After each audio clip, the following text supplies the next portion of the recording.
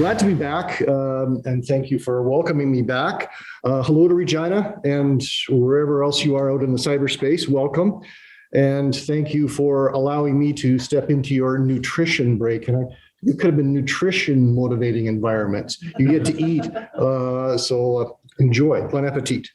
And what I do hope happens in the next 45 minutes or so, there is a motivating environment for you while you eat and to support your digestion as well. Now, today's topic is nurturing motivating environments. And we're going to look at this from a number of different angles, motivating self and support for the leaders in your organization. And there are a number of leaders here as well. So let's talk about what that looks like. So first thing that is really, really important in terms of motivation is finding out yourself what motivates you, what drives you, what motivates you. For me personally, it's being around people.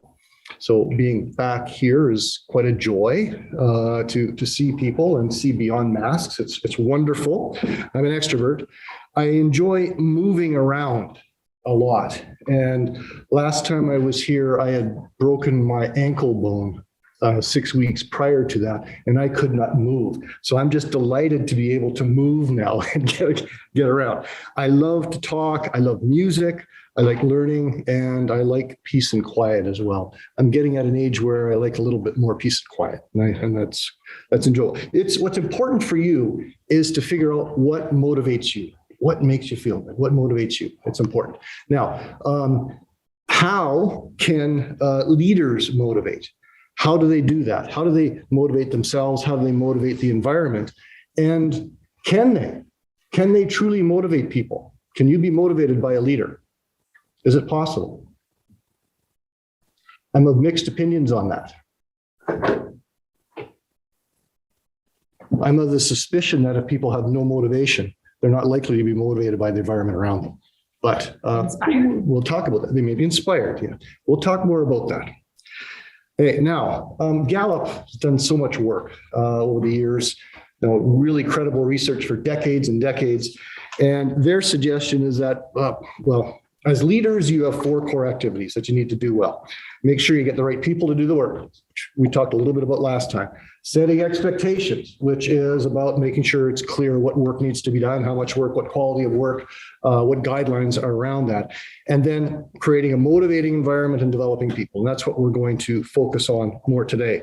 Now, they get to, and part of this is making sure that we do a really good job of identifying people's strengths so that we know what they are and put them in a position to succeed in the environment.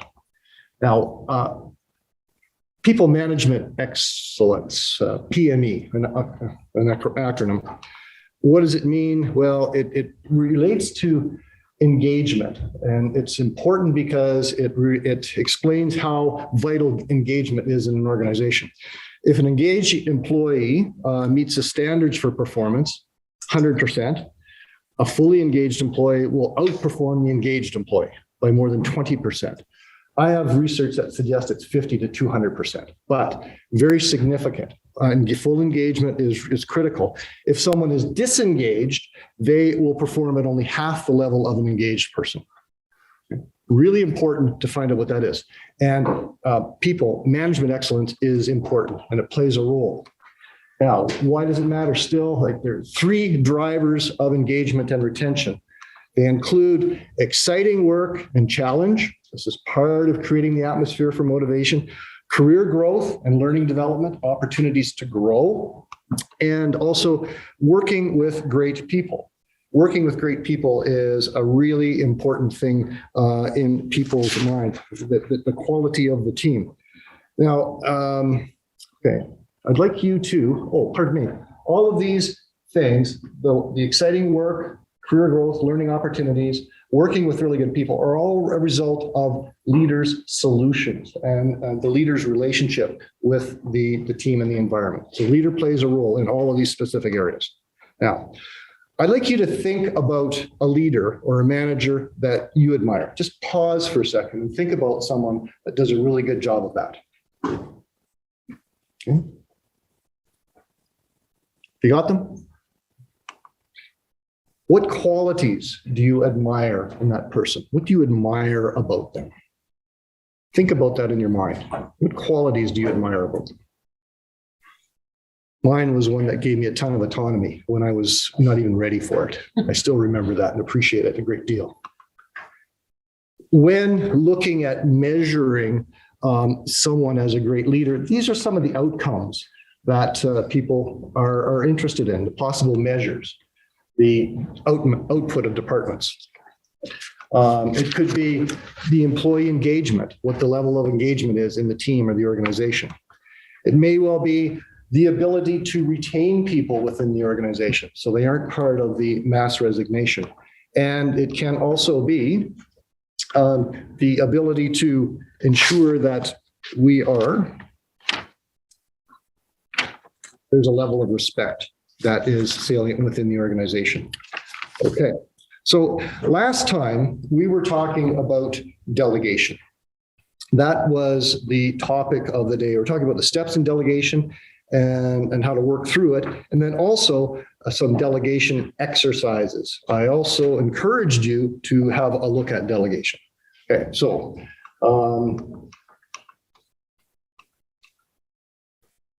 that was our topic, steps and an exercise. Today, we're going to talk about power and motivation and how that relates to teams. Yeah. Oh, thank you. So from just as a refresher for those that weren't here, the first area where we were talking about context. And it's important as you look to delegation to determine what the context is of what you are presenting. And the context is explaining the reason for the task in the first place.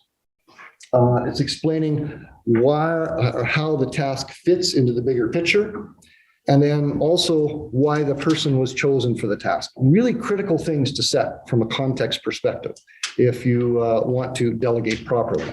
Clarity is the next part, and that's maybe the easier part in terms of delegation. It's how much are you delegating? How well does it need to be accomplished? The timelines, when is it due? And perhaps, and really critically, what resources are available to do the work? How much money is available? What people do you have? Are the materials available, information, et cetera? All of those things are quite critical in setting the expectations. Then the conditions for outlining, process requirements, what boxes need to be checked, who needs to look at it in the delegation, the degrees of freedom, the decision-making ability that people have in the process, and the monitoring and reporting that's going to be required, the feedback that's necessary as you go through the delegation process and ensure that it's all done. All of these things, when done really, really well, have the opportunity to ensure that the delegation works. You don't have to go back and fix things and ensure that, to mitigate risk and save money. You do it right the first time in terms of delegation.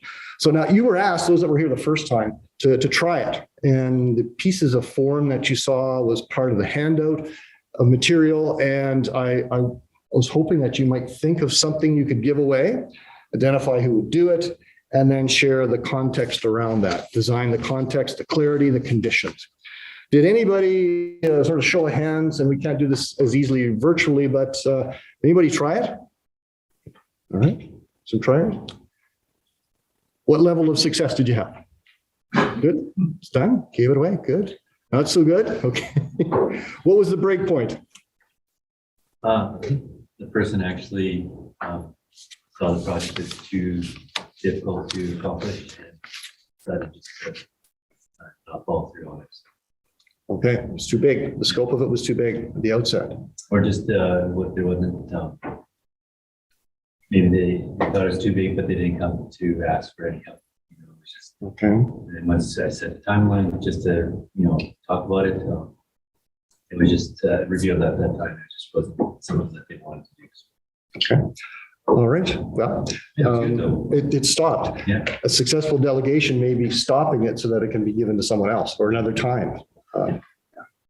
Just good. Okay. All right. Well, thank you. Thank you for trying it out. I use it lots because if you don't, you're going to drown. And I hope you enjoyed the essence of that article that I shared in the handout materials from last time. Now, today we're going to move a little bit further. We're going to talk about not just context and clarity, but we're going to get into commitment. And that's all a part of creating a motivating environment. What's next in the delegation process? Now, where does motivation come from? Where does it come from? Motivation represents the forces within a person that affect our direction, our intensity, and persistence of voluntary behavior. Doing what we're told to do is obligatory behavior. It's not voluntary. Going above and beyond is voluntary, and that's key in motivation. Okay, what above and beyond. Now, creating a motivating environment involves the use of relationships and something called power. And we're going to drill into this, and we're going to give you an opportunity to learn about your own personal powers, or as I like to call them, superpowers. Power, what is it? Definition of power is the capacity of a person, team, or organization to influence others. Simply, it's the ability to influence, and it's the level of power that we have. And what are the sources of power that you have? Anybody have a sense? Money, okay. Resources, okay, awesome. Race. Pardon me? Race. Race, okay. Race, power, okay. Others. Position, okay. Thank you. Here's some others, some of your individual superpowers. Position, that is authority, the job you have, the title you have, that you are able to tell people to do things. That is one of your powers. Expert, something that you're really, really good at. You know how to do it, so people see you as the expert to accomplish whatever this activity is. I saw a post today on LinkedIn. A lady said, I think it was actually from Saskatoon, somebody said, they asked a group if there are any experts in this large business group in any areas. And I think a lot of them were engineers, and they said no one put their hand up. And this lady said, well, I am. I know my stuff. And that sense of humility in this group is really not very healthy. We are experts. We know stuff. So we have to be an expert, and we do have expertise. Reward is another power that we have. The ability, money, to pay people, absolutely. Formal types of rewards, but and maybe a more powerful reward that we have is our ability to informally reward people, to compliment them, to encourage them when they need encouragement. All of those things are very, very important as we look at how we reward people. Coerce and punish. Absolutely, we can do that. There's organizations and there's systems set up around punishing people or in organizations, and some can even be coercive. So those are sources of power. The ability to perform is also a power. The ability to work a lot, do a lot, accomplish. The Pareto principle: 20% of the people get 80% of the work done. The workhorses in organizations, they carry an awful lot of power. You want to get something done, you go to somebody who has performance power. Referent power or charismatic power is where people will follow you just because of who you are. They like you, they trust you. There's something about you that they believe in, and part of their motivation comes from being with you, following you. Really powerful thing can be powerfully from an evil perspective as well. And we may even see some of that going on in our world today. We got to be very careful about charismatic power, although it is important. And information, if people hold on to information, it can be very powerful. And our alliances, that is the relationships we have, the network we have.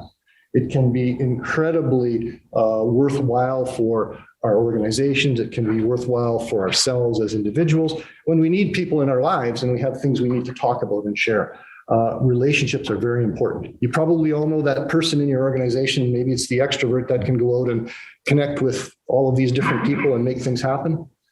Incredibly powerful.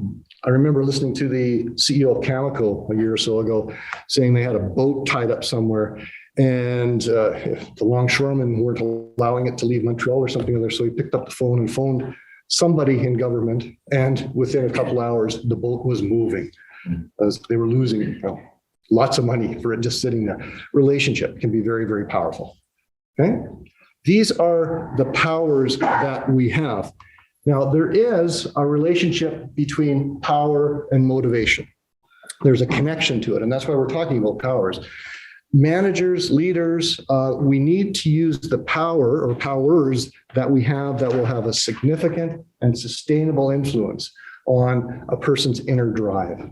And that power can be, and probably has to be, tailored for each individual that you connect with. You use your different types of superpowers as you interact with people. First of all, you need to know what they are.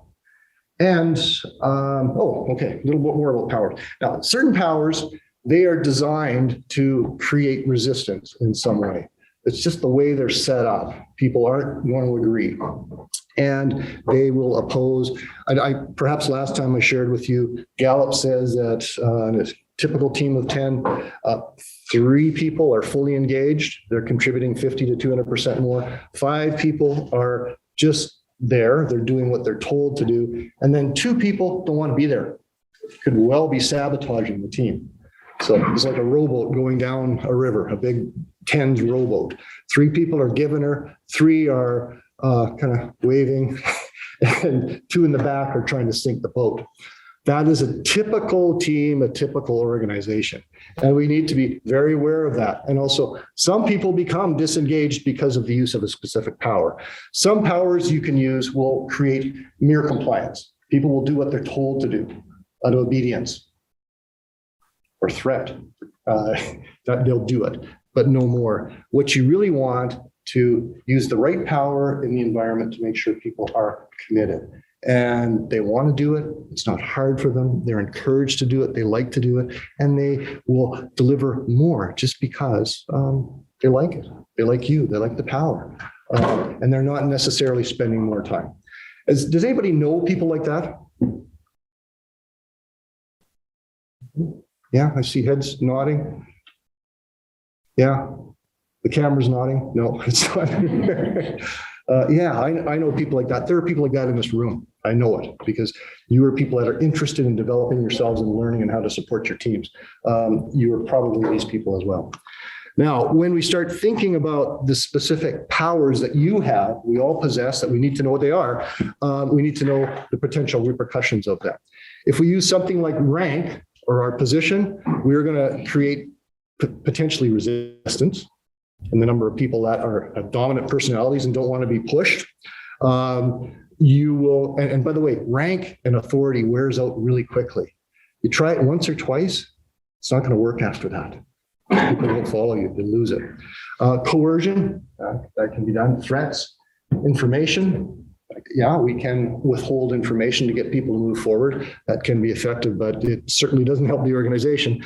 Or protected expertise, the experts saying, I'm not going to share something with you. Those will likely create resistance or maybe mere compliance, if those are your superpowers or the powers that you see or around the organization. You see people in your organization that fall in this triangle? I see some heads nodding or some eyes wide open. Yeah, okay. Don't put any names in the chat. Okay, all right. Yeah, they're there. The other side of this is there are people that use soft tactics, more humanistic tactics. They are very interested in looking at rewards. Monetary, yes, obviously, money talks, and you have to pay people a fair wage, something that's very respectful for their work. But moreover, we need to make sure people are rewarded by having acknowledged that they are part of a big team, doing some important work, and they're also making progress. Those are vital aspects of this. Ingratiate means about really express gratitude. Give them gratitude. Let people know that you're happy they're here. They're important. Empower them. Give them power. And we're going to talk about that in a couple of minutes. Win-win. So it's not, we're not out one side against the other, trying to make sure there's a win-win-win-win, and there's a sharing atmosphere. It's these relationships, these tactics that will likely create, for sure, compliance, but offer the potential for people to be committed. And the contributions are significantly more. As leaders, you want to find out the powers that you have, how you're using them, and then what powers the individuals that you work with, what will motivate them, what will help them. Now, a concept around this is that we own our own choices, and this is implicit in all of this. We choose to do what we're going to do, and we will willingly choose to commit. If we are unwilling, we likely will not commit, and we'd be very reluctant to do something and move forward. Perhaps the delegation we talked about a few minutes ago, there's a reluctance to move forward. Well, it's not likely because there isn't a psychological contract between you and the person you're delegating to, it's the amount of work. But often, if there isn't a psychological contract between you and the people you're working with, you're not going to get much discretionary effort.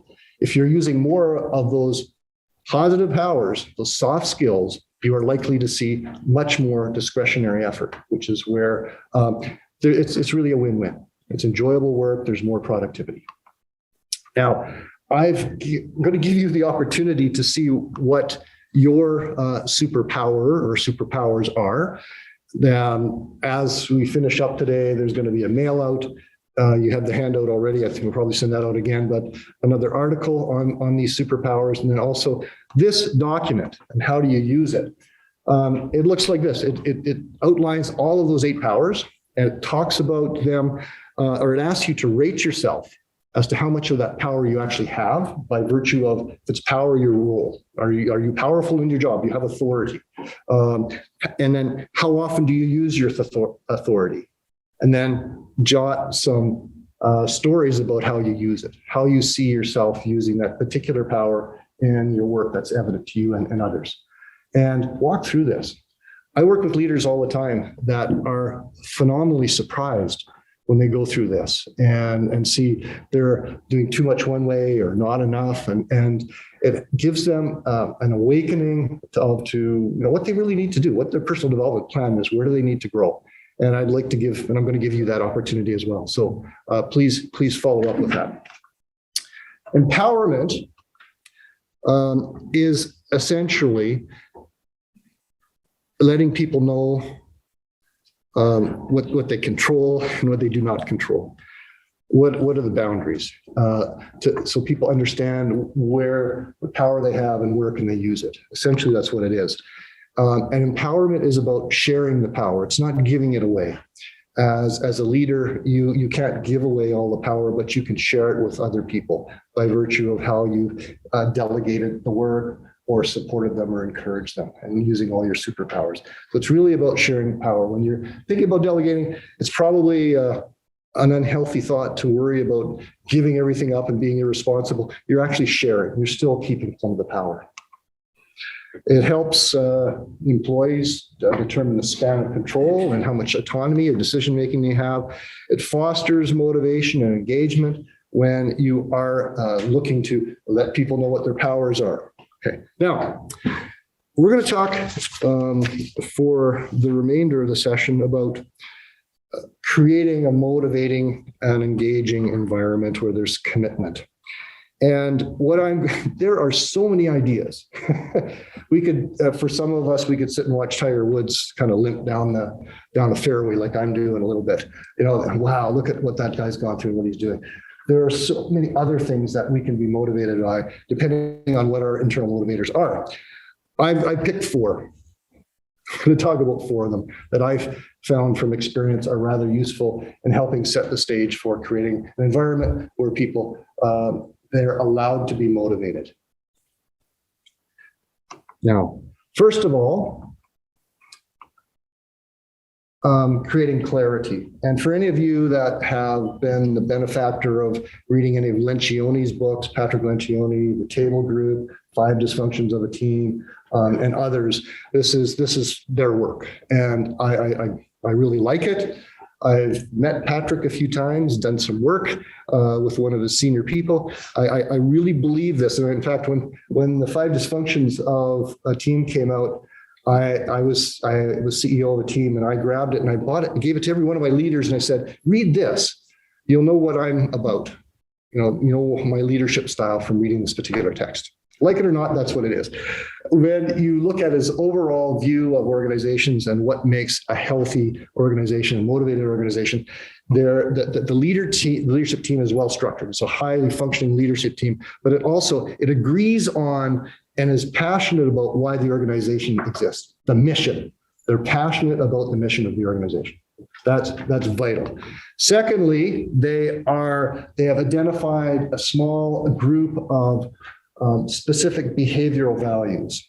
They have an agreement for how they're going to treat each other, what they value in terms of behaviors, approaches, styles, so that everybody understands each other. And they agree to that, hold themselves accountable to those behavioral values. They then set out to have really good clarity around their strategies so that they know when they're successful, and they'll be able to say, we've accomplished something and we've done it, we reached it, and we can feel successful. I remember in a startup company I was in, so that we could demonstrate progress, one of the things that I did is I put together one of those thermostats things that are thermometer. We had 3 of them for key metrics for our organization: asset growth, deposit growth, and non-income revenue. And we've set the targets on there. I put it on this big board of coroplast in my office, and people would walk by and look in and see it in the corner. Just walk by and look at it. I'd bring it into meetings and look at it. And that the people knew what success was going to look like from a metric perspective, and they were interested in it and they were motivated by it. That was probably one of the best teams that I worked with. Then leaders have to be clear about what's important right now. What are the priorities? What do we rally behind? And what will we not? What do we control? What can we not control? What do we want to control? What's okay to leave on the side? Leaders need to make that call. Then everybody knows roles and responsibilities. Who's doing what? In the virtual world, this is a really tough one right now. I've found there are people that are what golfers might call sandbagging. They're not doing all that they can do at home. They're hiding. They don't want to put their hand up. I work with people they're blitzed. They're working at well over their capacity, and they're afraid to say, I'm overworked, because that may be a sign of weakness. So there is some of that right now. Roles and responsibilities, making sure people line up with what they're being asked to do, helps motivation for sure. And then the organizations, these elements of clarity are talked about a lot. You're talking about values, you're talking about mission. I was actually, we had the CEO of iTrack speaking about some of the things they do with their teams in terms of mission and value and reinforcing that on a regular basis. Lots of meetings. And there's no excuse for people to not know where they're going and what they're doing. And they find it a very motivating type of conversation. And I would tend to agree. So clarity in these areas is vital to create a motivating environment. Giving and receiving feedback, those are really vital. Really vital. And I don't know what your experiences are in terms of feedback. I've had some feedback that I loved. I've had some feedback I hated. I actually brought a book that I didn't bring out, but it's entitled, Thanks for the Feedback. Even though I'm not in the mood, I don't like it, it's unfair, and don't do it again, or something like that. I saw the authors of it speak at a conference a while ago, and it was interesting perspective, because it was about feedback from the other side. We are often taught how to give feedback. This is how you go through it. You lather up, you give this tough stuff, and then you lather it up again. The sandwich approach to giving feedback. But it's about saying you're open for feedback, both physically, emotionally, spiritually, having the presence to tell people that you are open to feedback and you'll do something with it. So that's really, really important. Difficulties or challenges around feedback, they are many. And if I was to ask the group, I think we might be here all day. The biggest one is, I'm afraid to hurt somebody, or I'm too busy.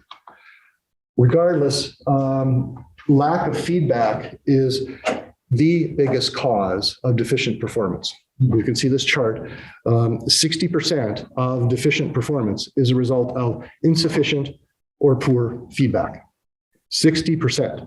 Okay. No performance standards. These would be, the work hasn't been delegated very well. It's not clear what it needs to be done. 39%. The next factor is a lack of clear individual goals. People don't know what their role is or their goals and whether it aligns with the organization. Really important to figure that out. If you look, you see on the bottom, compensation. Compensation, it's there, but it's not the top. People essentially want to know that they are involved in meaningful work, and it's important, and that they're making progress, and they need feedback for that. Yes. Would you find that people gear conversations when they're unhappy to compensation because it's sort of an easier one to hit than these other performance indicators that would feel scarier or harder to address with people? Every time. And go to compensation, even though it's not really the most important. If the conversation is somewhat subjective, we'll always go to the quantitative measures. Mm-hmm. We wouldn't want to risk saying we're not happy with this because I'm not really a very happy person, and this just isn't adding to this. There's just so yes, always go to the money. Okay.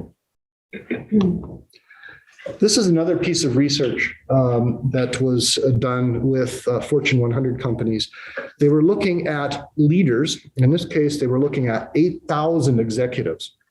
And they were all rated in the top 2 on a 7-point performance scale, the top 2. And they offered them different levels of feedback over a period of 18 months and then rated their performance to see how many of them stayed in that top category. 18% stayed with no follow-up. Leave these high performers alone, 18% stayed. 45% if there's a bit of follow-up, and if there's consistent follow-up, 86% of them stayed in the top ratings.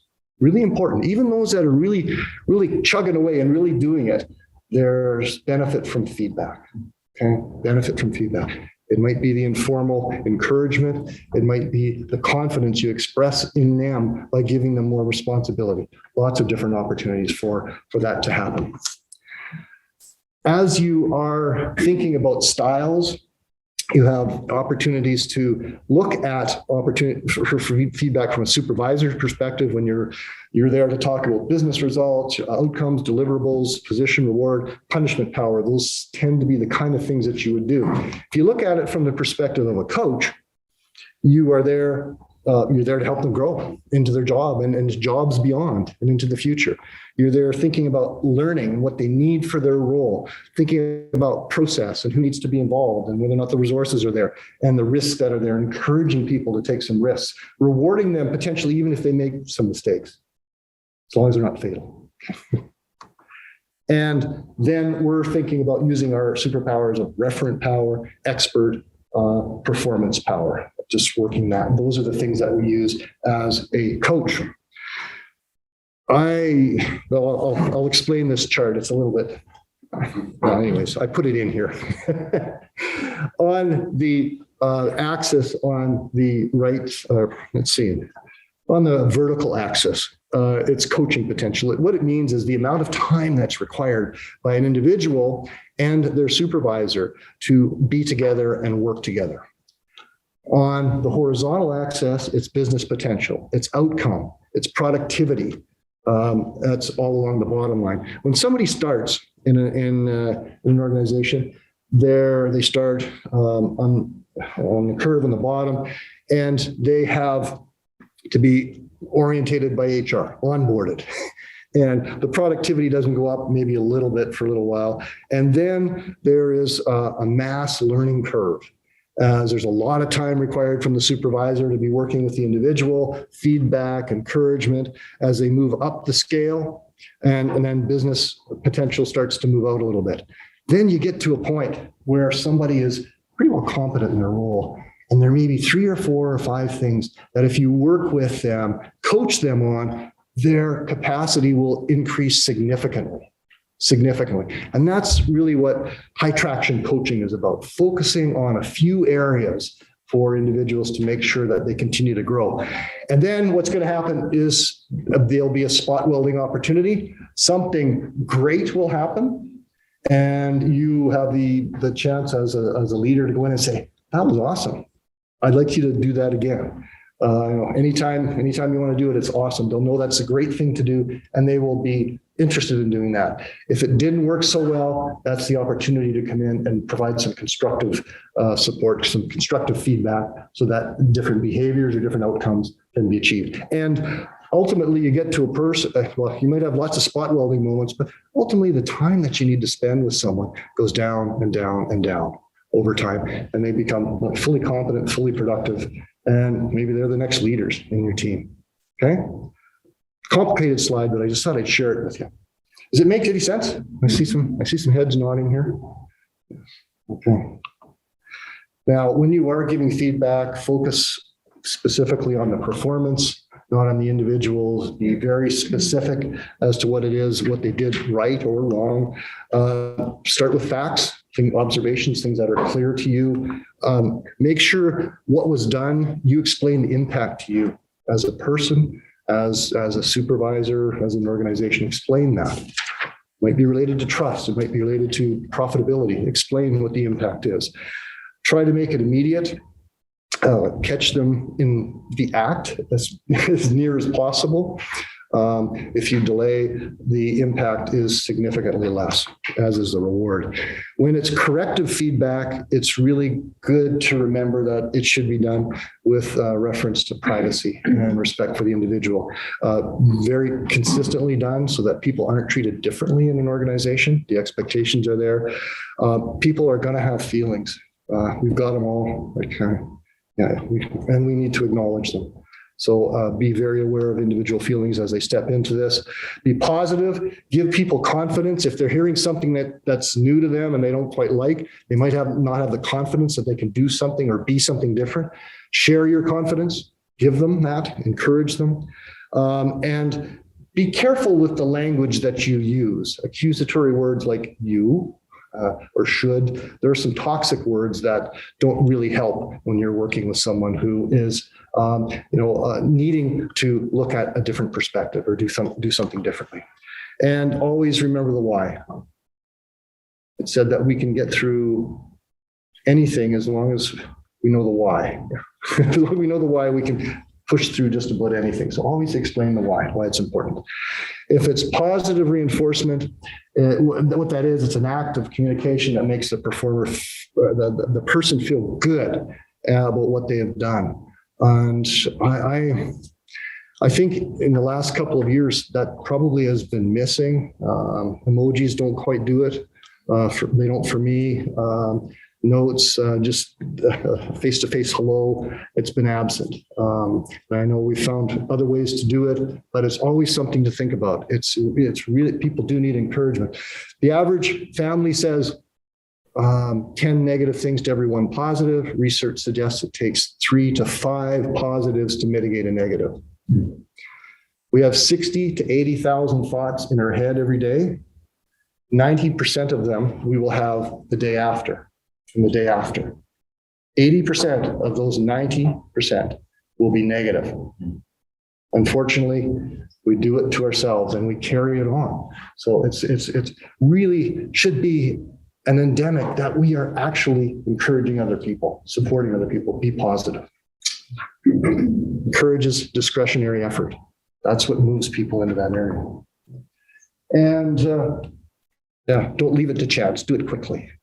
That it loses its potency as you wait and you ignore it. Okay, here's some examples of different types of praise. Anybody have an example of something they've done that's worked really well? Chat box is open. We'll share it later. Come on.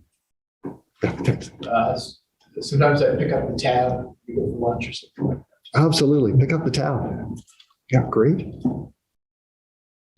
I'm sure it's very much appreciated. Yeah. Give basic with a thank you card.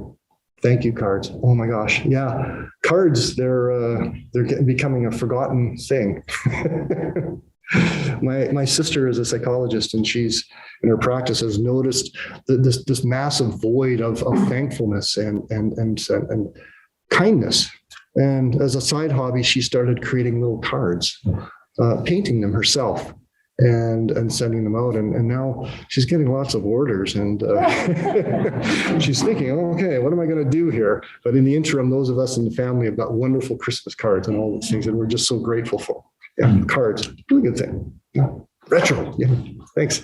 Getting visibly excited about other people's accomplishments. It's one thing to say, good job, you really like knocked out of the park, but if you're actually sincerely excited about what they did, you can see their faces light up when you express it. Yeah, absolutely. That's a big one for me, I think, because even if you're excited and talking to someone else and they're like, okay, you know. And if you're excited, let the room hear it too. Yeah, like if celebrate that this guy did something really amazing. Yeah. I think that's a big one that doesn't get talked about. Yeah. Well done. Or, well done. there's an awful difference in tone, or incredible difference. 50 to 80% of our communication is nonverbal, somewhere in there, depending on research. 50 to 80%. 10% is words. 10% is the words only. The rest is our tone of voice and our pace. So think about that. And we've missed a lot of that communication the last couple of years. Okay. People could use it. They benefit from it. All right. Thank you for that. An assignment or homework. For those of you that may come back to the next one where we're talking about decision making, I'll check in to see if you did your homework. But the idea is to think of a situation where you need to provide some feedback, either positive or corrective. Think about what you want to say and just go ahead and do it. Okay. Share that. I was listening to a speaker last week. They said on positivity, and they said one thing they would recommend to everyone, obviously, is gratitude, gratitude, gratitude, gratitude. But every morning, say something positive to someone somehow. Send an email or pick up a phone or just do something positive for one person. And if you think of the number of workers that we have around there, it adds. Now, speaking of positivity, think about the climate within your organization and what you can do to create positivity. Part of that is to not create negativity. There is a text I discovered a couple of years ago, and one of my clients was using it globally, and it's called The Happiness Advantage, written by Sean Aker. Sean is a Harvard psychologist, and a lot of his research work was on Harvard students and why a lot of them don't do very well, particularly those that come to Harvard with entitlement. They've been given everything, and then it gets really hard at school. But he's developed a unique niche in psychology along with the I think there's 20 or 25 different types of negative psychology studies, positive psychology. That's his realm. And he was very busy during the last recessions and pandemic, talking to people about negativity. He's the kind of guy that might be able to walk people off the ledge. Awesome book. If you get a chance to read it, it's The Happiness Advantage. It's great. Now, on the other side of it as well, it's important to understand self-talk. We talked about it a few minutes ago, the negativity that's in our brains. There's an example of it, our self-talk in our brains. It leads to our self-identity, our self-image, or self-confidence, and then that impacts our performance. So there's this cycle, and it impacts our performance in just about everything we do, whether it's putting, it's water, hitting golf ball in the water, using the analogy of golf in the Masters today, but everything we do, self-talk is important. Your opportunity as a leader is to make sure that your self-talk is great, and the self-talk that you see in the organization is also very healthy and positive, and correct it if it's not, okay, just stop it. One of my personal values is to interact with people, to connect with people. And one of the things that I work on is to try to stop gossip or untruth. If I see it moving, one of the things I try to do is stop it so it doesn't do any more damage. And frankly, I don't want to be a part of something that isn't supportive to another person. I don't want to be quietly silent while this moves by. Okay? That's your opportunity as leaders, is to do that as well. Please read this and put up your hand when you have an answer to this. Habits. Okay, habits. Very powerful. And the last point I'm going to make today, my fourth thing that you can think about in terms of building an empowering environment in your organization, a healthy environment, is to think about the habits you have, what you bring to the table, and the habits that you're seeing around you.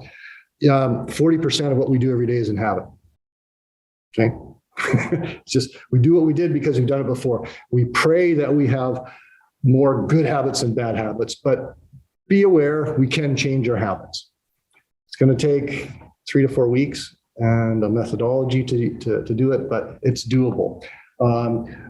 Even back, Aristotle believed that habits were formable and shapeable. Charles Reed, this goes back a couple hundred years ago, he talked about thoughts lead to acts, and acts in aggregate lead to habits, which lead to character and which lead to destiny. There are lots of different models you can use. We like to use one that's really simple. It uses an acrostic habit, where we help people identify what the plan is around the habit, attaching sanctions, pleasures and pains, positive sanctions and negative sanctions to lead to accountability in doing something, building accountability and how that will work. It might be a coach, it might be some type of system, and making sure the why or the truth behind why they want to do this is important. It's got to be clear or people aren't going to do it. And then train consistently for a period of time. The 21 days that you perhaps have heard is what you need to build a habit. I've been reading recently, it's not necessarily true. It's 3 to 4 weeks if we do it right, if we're really serious about it. So, but regardless, you can build new habits. I do it. I'm sure you all do it. When we are building new habits, we go from being unconsciously competent, not knowing we don't know what we need to do. We become consciously incompetent. We know we can't do something, then consciously competent so we can do it, but awkwardly, and then unconsciously competent so we can do it easily with ease and we don't even have to think about it. There's a system that we use. This happens to be a form around it. There are tons of great apps that you can find. A number of these are really awesome at helping build habits. And there's even a great text. There's another one, a newer one that I can't remember the name of it, is Micro Habits, I think it's called, and really excellent. But this one, it was a great text from a couple of years ago. All right, so I am going to wind down now. What we've talked about is motivation. We talked about empowerment, your superpowers, and I've shared my 4 ideas about things that you can help do to support creating that motivating environment in yourself. Start with you, make sure you know what motivates you, then see how you contribute to the team and your organization around you. And I wish you all the best in that. Thank you very much for the opportunity to present. After the session today, you will get some more information and you'll know where to connect if you have followed information or through Ariel and her team. So thank you very much. Okay.